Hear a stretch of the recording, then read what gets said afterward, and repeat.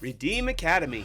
This next series of videos is not for the faint of stomach. We traditionally use larger amounts than this. No, I'm done. What is up, science squirrels? Johnny here with Redeem Academy. I am here to help you make the most of your education while giving God the glory he deserves. Today's lesson is about bacteria, and I'm going to tell you 4 things about bacteria. What are they? I'm going to tell you about the 2 kingdoms of bacteria. I'm going to tell you about 3 shapes of bacteria. I'm going to tell you 6 purposes of bacteria, and I'm going to tell you how bacteria reproduce. Now, before we do that, I want to give a shout out to our sponsor today. Behold, the fart squirrel. You know, 6 out of 7 fart squirrels are subscribed to Redeem Academy, and they say if you don't want to get hit right in the face with a big shot of fart squirrel stank, you should probably grab a notebook at redeemacademy.org so you can follow along. Big question today, how do the design and role of bacteria show God's wisdom and care for his creation? Let's get into it. All right, so there are 2 kingdoms of bacteria. First one's called Eubacteria. Notice the U here. Let me give you a name for that in a second. And then there are the Archaebacteria. Notice the archae here at the front end. So, U actually stands for true bacteria, and archae actually stands for old bacteria. Now, this comes from the evolutionary belief that all life evolved from a bacteria to a basketball player that we've talked about before. I don't subscribe to that belief, because I think God made everything about the way it is today. But evolutionists have named the classification systems because after Darwin, evolution became the prominent theory that most scientists use to explain life. But as creationists, we think that God made most things as they are today. And so instead of looking at bacteria in terms of the true bacteria and the old bacteria, another way to look at bacteria is the everyday bacteria. Okay, that's Eubacteria, and the extreme bacteria. So the everyday bacteria is the stuff that lives all over you. They say that if you took all the bacteria that's living all over your body right now, there's bacteria in your mouth, in your throat, down your stomach, in your intestines, comes out in your poop, it's all over your skin everywhere, and it's actually good bacteria. If you took all that good bacteria off your body, you'd probably weigh about 5 pounds less. Ooh, that's gross. So you take all that everyday bacteria off, you weigh about 5 pounds less. But there's also extreme bacteria out there. So I'm going to show you a couple videos about extreme bacteria right now. All right, we're going to start on a documentary about caves. And I want you to focus on the cave boogers, or if you prefer, snotsicles. And what are the snotsicles, the cave boogers, made of? But the biggest surprise is something altogether more bizarre.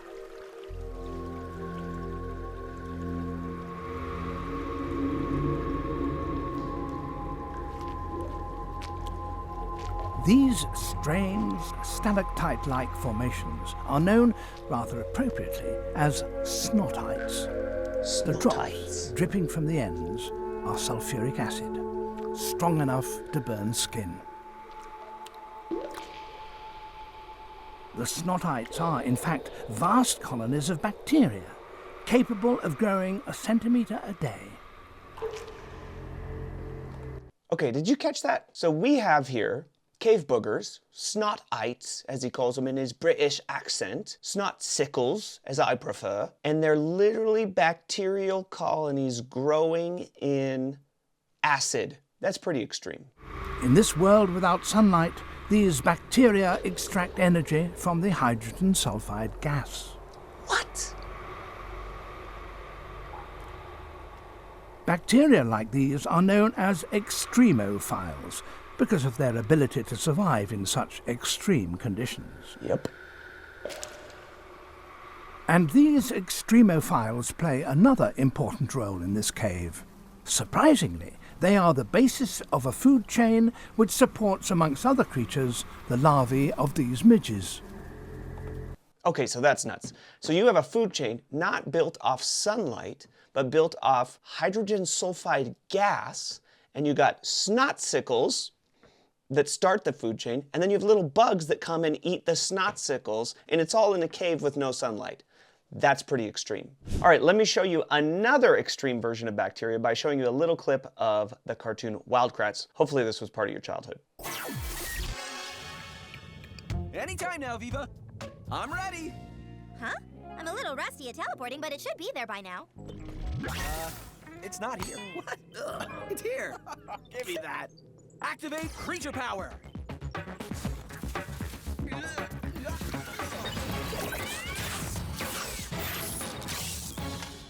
Okay, so in the cartoon Wildcrats, if you haven't seen it, these guys get creature powers, and they have special suits that turn their creature power into their abilities. And so this little crab right here that walked by is called a Yeti crab, and it's a real crab. I'm going to show it to you in just a second. And so this character from the show now has his creature power to be a Yeti crab. This place is like another world, an alien planet. Hey, Sea-Squatch, come on, time to show me what to do. Give me the energy collection tour. Hey, slow down. I can't walk that fast underwater. Phew. It sure is getting hot down here. Don't get too close. The superheated water that's coming out of those vents reaches temperatures up to 400 degrees Celsius. Water boils. Okay, and so these little cracks in the ocean floor are what they just called superheated water vents, okay? And you're gonna see that the guys are trying to capture energy so they can get their submarine back above ground. At 100 degrees Celsius. No wonder why I feel like a crab in a cooked pot.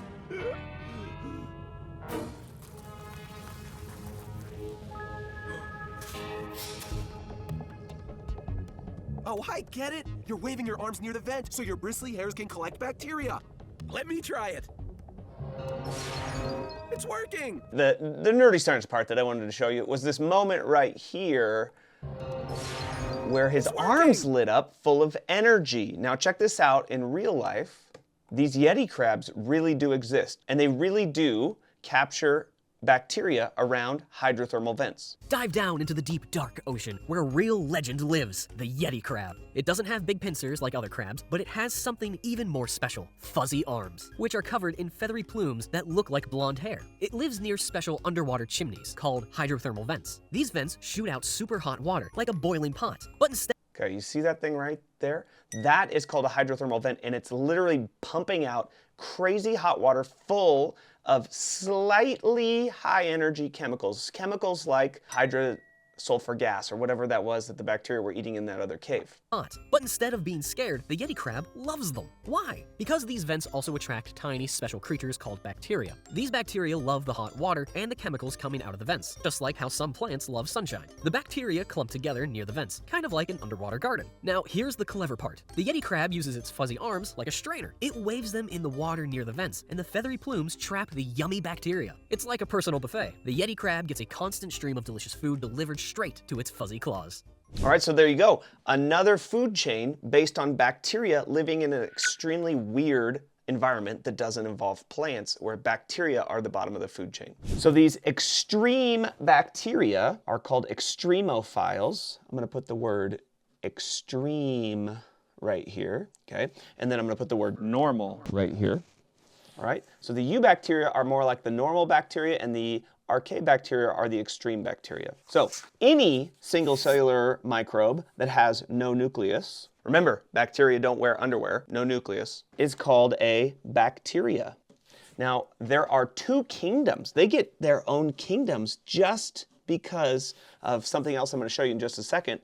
They're called the Eubacteria, read it, if they have this thing called peptidoglycan in their cell walls, and they're found in normal places, and they're called Archaebacteria if they live in extreme places and they don't have peptidoglycan. So let me show you peptidoglycan. So both bacteria have DNA, okay? So I'm gonna color all this in a second.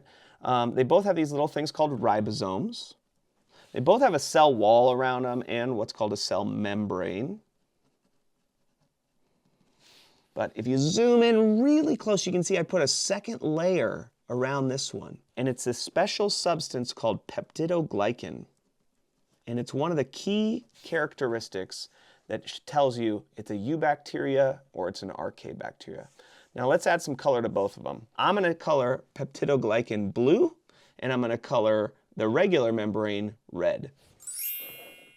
All right, now bacteria come in 3 shapes. Here we go. There are 3 basic bacterial shapes. Round bacteria called cocci, cylindrical capsule-shaped ones known as bacilli, and spiral bacteria known as spirilia. For some reason in his video he doesn't circle them, but this is a spiral-shaped bacteria. All right, so we go to shapes here. This is called rod-shaped for short, but they have a fancy word called Bacillus.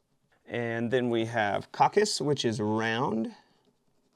And then we have spiral, which is Spirillum. Now it's kind of useful to know that because sometimes you'll see the shape come out in the name. So Streptococcus, you may have heard of that, or you'll hear of strep throat. Streptococcus is maybe the bacteria that causes strep throat, or Bacillus anthracis. If you've heard of anthrax, Bacillus anthracis is the genus and species of the bacteria that's related to the anthrax bacteria. So kind of useful to know those. Okay, so moving on to reproduction. Now in humans, reproduction is when a mommy and a daddy love each other very much, right? But in bacteria, imagine that I'm like, you know, I feel like having a clone today, and I just grow a little bud and it just pops off and starts running around and biting people in the ankles. That's how the bacteria do. So I'm actually gonna slow this one down a little bit. This is half speed right now because they made this video pretty fast. Now they're actually speeding it up, but this is probably I don't know, a 1-day growth or something, or maybe a 2-day growth of bacteria dividing asexually. So you put an A in front of a word, it means not sexually. And so you can see they're just budding, and they just start to multiply like crazy, and they all came from one bacteria. So these are all genetic clones of the same rod-shaped bacteria just going nuts. Now we can grow bacteria on a petri dish. And this would be a fun lab to do. If you got 20 bucks, you can buy a petri dish with what's called nutrient agar. So this is cool agar. A petri dish is just like a round dish. It's named after a scientist named Petrie. And it's just a plastic tray with jello in it, basically, that has some nutrients. This one's a blood agar, so they've taken animal blood and mixed it with the jello. And then they swabbed just this corner. Okay, so when they swab a petri dish, what they do is they take like a Q-tip and they go wipe it all over something. So I read the comments in this video, they wiped it all over the kitchen counters in a restaurant. So then they take that Q-tip and then they just rub it all over this jello like this. Just back and forth and back and forth. And you tend to divide the petri dish into like 4 parts, okay? So then they rub it like that. And then in this case, I think they only did this part because I've already watched this video. And then they leave it open to the air, and hopefully they keep it at like 75, 80 degrees. Or blood agar, you might keep it at 98.6 degrees. And then now I'm gonna let this video play, and this is gonna happen over the course of a couple days. You see all these colonies of bacteria growing so rapidly in a couple of days that they become visible, okay? And each dot probably came from one bacterial cell. And then we see some contamination in the other quadrants. Anything fuzzy is probably a fungus. And look at all that stuff, and it grows into the agar too, so it gets dark when it grows deep into the agar. And gross. Look at all that stuff that they got that was just growing on the countertop at a restaurant. All right, so this process where bacteria can just bloop and make a new copy of themselves is called asexual reproduction. And the exact blooping is called binary fission. So we come over here, bacteria reproduce by splitting in half in a process called binary fission, and it's a type of reproduction called asexual reproduction. Okay, oh, we need to go to the shapes. Rod-shaped. Do you remember? Bacillus. Okay, round-shaped, Coccus. And spiral-shaped, Spirillum. All right, we're gonna finish off on the 6 purposes of bacteria. A couple of them I'm just gonna give them to you pretty straight. One of them, I am probably gonna show you the grossest thing I might show you all year. Ooh, I'm excited. Okay, number 1, breakdown. Without bacteria, the leaves and the dead bodies would build up. Number 2, belly. So let me start by warning you, this next series of videos is not for the faint of stomach. So you have bacteria in your gut, and in the last 20 years, there's been a lot of talk about the microbiome. You have bacteria, good bacteria, helping you digest your food, making vitamins, producing chemicals that even go to your brain, that help you have a healthy brain, have healthy brain chemistry, help you have a healthy immune system. There is a total symbiotic relationship between your gut bacteria and yourself. Sometimes this can get messed up. There's a new procedure to fix it that is very experimental that involves what is called a poop transplant. Let's see. 1700 years ago, a Chinese alchemist named Gi Hong was renowned for his special soup that could cure diarrhea-stricken patients. The stew was deep yellow and had an intense aroma. And like many family recipes, it had a secret ingredient. But like Poe's secret ingredient noodle soup. in this case, that ingredient didn't come from the kitchen. It came from the bathroom. It might seem unwise to consume feces, and today there aren't many doctors who would prescribe Gi Hong's recipe. However, exciting new research suggests that taking poop into the body in other ways might benefit our health. One such treatment is fecal microbial transplantation. I hope you're probably like, no, I'm done. That is the appropriate response. But hear me out. Not me, okay? But just follow it. Secret to how it works lives in your gut. Trillions and trillions of bacteria, viruses, fungi, and archaea consider your bowels their home. Collectively, these microbes make up what's known as your gut microbiome. And each of these organisms possesses dynamic, specialized abilities that seem to be essential for That yellow one's my favorite. Keep watching him. human life. They break down our food, make vitamins, train You see that little vitamin fart? That is the cutest little vitamin fart I've ever seen. our immune system and circadian rhythm, and even protect us from infections. In return, they receive a nice warm place to live, complete with an all-you-can-eat buffet. Some research suggests Okay, so you have little bacteria living inside of you and you feed them and they fart out vitamins. What a happy relationship. But sometimes things go bad. Let me show you. Here's another cartoon of your happy microbiome. Look at those green ones. They're the bad guys. Okay, he's just gonna say this really quick, listen. However, conditions that require treatment with antibiotics can kill off many of the good bacteria in the colon, allowing the bad bacteria, called Clostridium difficile, to take over. Okay, did you catch that? So sometimes people have to get treated with antibiotics for a disease. Antibiotics are like a pill you take, or there's other ways to take it. And sometimes, did you catch what happened there? The blue stuff comes, the antibiotics come, and they kill off all the good bacteria. And the bad guys, look how bad those green guys look. The bad guys are the only ones left because they're resistant to antibiotics, okay? So then you're in trouble because the bad guys take over. Now look what happens when the bad guys take over. Called Clostridium difficile, to take over. Toxins released by Clostridium difficile can damage the lining of the colon, a condition known as Clostridium difficile colitis.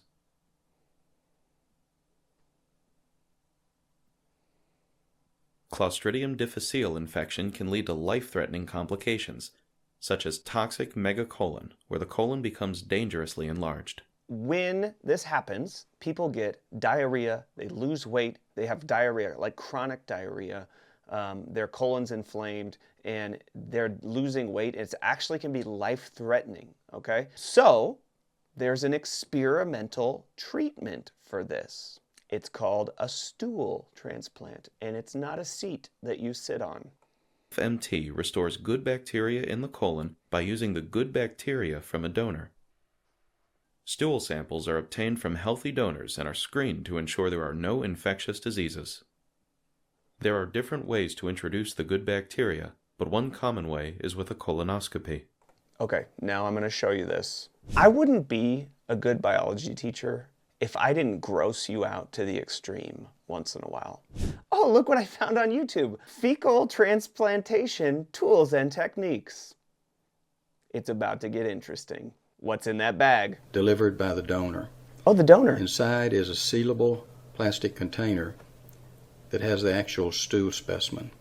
The donor has sterilized this container at home with alcohol prior to its use. Now, why would you sterilize a bowl you're about to poop in? Is there anything less sterile than poop? The equipment needed includes a dedicated blender, a simple kitchen blender. They've got a poop blender. Okay, let's fast forward. Okay, let's put the chocolate pudding in the blender. Here we go. 50 and 60 grams of stool have been recommended to be mixed with 300 cc's of normal saline. Don't worry, they're wearing In our gloves. institution, we traditionally use larger amounts than this. There you go, chocolate milkshake. Oh, now they're gonna, yeah, get Can again be used. the clumps out, put it through a help strainer, remove get the clumps out, and fill up a bunch of syringes with the transplant material. And this is where it gets crazy. They're gonna use a colonoscope. So this device in her hands right here is a colonoscope. So here's a colonoscope. It's got a tube on the bottom that's like a squirt gun and a camera and a flashlight. And she's holding this end, and they guide it into the colon, also, you know, the place where the poop comes out and more. And then they can squirt all the stuff in. And so here's the view from the colonoscope, and they can see where they're at, and they're squirting all that great stuff in there. There it all goes in, and they're just spraying it all in there. And okay, before you pass out, I'm gonna come off of the video now. And they're just reintroducing all the good stuff back into where it needs to be. Now, these are doctors. This is science, baby. How well does this work? That black tube in the video is the colonoscope. Using a colonoscope, this mixture can be applied to the entire length of the colon. Spray that stuff in there. Oh, look, the good bacteria came back. Studies have shown that over 90% of patients treated with fecal microbial transplantation are cured with no significant side effects reported to date. Woo! That's amazing! So all you gotta do is take a squirt gun, spray in somebody else's poop into your colon, and bam, you're cured. But it's amazing what scientists are thinking of. Hey, why don't we just go back to the natural way of treating things? They were doing it in the 1700s in China. And I can guarantee you they didn't have colonoscopes back then. Hey buddy, just drink this yellow liquid and you'll feel better, I promise. Okay, number 3, biotech. Biotech. So this is in reference to the fact that we use bacteria to make things that we eat and also to make medicine, okay? Some of the things we eat include cheese, yogurt. If you flip over your yogurt container, you'll notice it often says active cultures. It'll have a phrase like Acidophilus on it, which is, I think, a genus of bacteria. Oh, a nice German word, sauerkraut. Anytime you're gonna say something in German, you just need to sound angry. It comes out just right, okay? I'm from Germany, well, really my ancestors, like great-grandpa. And so speaking German, the key is just to sound angry. Okay, so if we speak English, we say like butterfly, and then when you speak Spanish, it still sounds pretty mariposa. But in German, it comes out Schmetterling, okay? Or another word, like pen, okay? We say pen in Spanish. Spanish sounds even prettier. It's bolígrafo. But if we're in German, it's going to be Kugelschreiber, okay? And then finally, if we want that weird stuff that we use bacteria to make on top of a hot dog, then we say Sauerkraut. And then the hot dog even has its own funny name. It's called a Bratwurst. All right, and that is how to speak German. Number 4, bad. Okay, so bad just is a reference to the fact that there are bad bacteria. Like 90% of bacteria are probably good bacteria, but about 10% of bacteria do cause disease or cause a problem somehow. So we get infections like strep throat, like I mentioned earlier, or you can get bacterial infection where they get in your blood and you can go septic. And so there are times where bacteria cause diseases. Bacteria do get on your teeth and they can cause cavities. That white stuff is plaque that causes cavities. And a cavity is a hole in your tooth where that bacteria basically just poop out some acid or pee out some acid and causes holes to form in your teeth, and that's what a cavity is. So there are bad things that bacteria can do as well because we live in a fallen world. Number 5 is boost. Here's another good thing bacteria do. All right, so boost is they give plants a boost. So there are a few key nutrients like nitrogen and phosphorus that plants have a hard time getting a hold of. They need to be fixed for plants to get a hold of them. And so bacteria help plants fix nitrogen. They grab it right out of the air. And they also help plants get a hold of phosphorus. And these are the things that humans have figured out plants need. And so we make this magical stuff that we sprinkle on plants. Any idea what that's called? fertilizer. And so bacteria naturally help plants fertilize themselves as well. And so bacteria have a symbiotic relationship where they help plants get fertilizers. Last one, number 6, is bio-cleanup. Okay, so scientists have figured out that they can actually use bacteria to clean up oil spills in the ocean. So there are certain bacteria that live in the ocean, or that can live in the ocean, and also can digest oil. And so if we accidentally spill millions of gallons of oil in the ocean, this has happened, scientists can put a bunch of this bacteria in there and they'll multiply like crazy. They'll eat up all the oil, clean up the oil spill. So that's a good use of bacteria sometimes, cleaning up messes that we've made. Okay, let's see if you can remember all 6. They all start with the letter B. Decomposing stuff, breakdown. Helping your body digest food, that's your belly. Making food and medicine, biotech. Making you sick, bad. Giving plants and nutrients help to grow, boost. And cleaning up, bio-cleanup. All right, that brings us to the big question. How did the design and role of bacteria show God's wisdom and care for his creation? Look at the genius that God is. He has made everything so that it works together so perfectly. Bacteria and plants working together to grab nitrogen out of the air to give plants the fertilizer they need. Humans and bacteria working together so that the bacteria literally fart out the vitamins we need in our stomachs. Let me show you a bad design. This is a picture of plastic in the ocean. Humans in the 1950s or 60s started producing plastic, and we thought, man, we've made something amazing. And then it started building up. And I don't think it's even coming from America. The pastor at my church and missionaries from our church go to Nepal sometimes, and they just throw the stuff in a river and just it floats away. Like, they don't have a dump. They don't have garbage trucks, so they just throw it in the river. But even here we are, probably in a dump in America or something. And plastic does not degrade. God created a world where everything degrades, everything works together. There's this perfect, like, symbiosis going on all the time. He uses the same chemicals for everything, and everything breaks down and works together and is in this perfect harmony. And bacteria play a huge part in that. Like, they're the invisible workers everywhere doing all these important jobs. Humans come in and they just mess things up. Even when they're trying to fix something, and like we have a disease, we're like, oh, we'll treat it with antibiotics. We just discovered these amazing things. We end up killing all the good bacteria in our guts and giving ourselves a different disease that's even harder to fix. God has so much knowledge. He's able to build a system that works really well. It's just brilliant what God has made. And now we're starting to see, oh, we just need to go back to the natural way that things are supposed to work as God designed it, and that's going to work the best. So when I look at the role of bacteria in the world, I just think, man, God, he's got it all figured out, and some of the best ways to function is to just try to get back to his original design. Now, with that being said, we also have that 1 out of 6 thing that there's bad bacteria, because we now live in a fallen world that's been cursed by sin, and there is an element of dysfunction infecting God's creation. And so we also have a worldview that helps us understand why there are bad things in the world as well. So that's a beautiful thing about being a Christian, is you have a complete understanding of why the world is the way it is.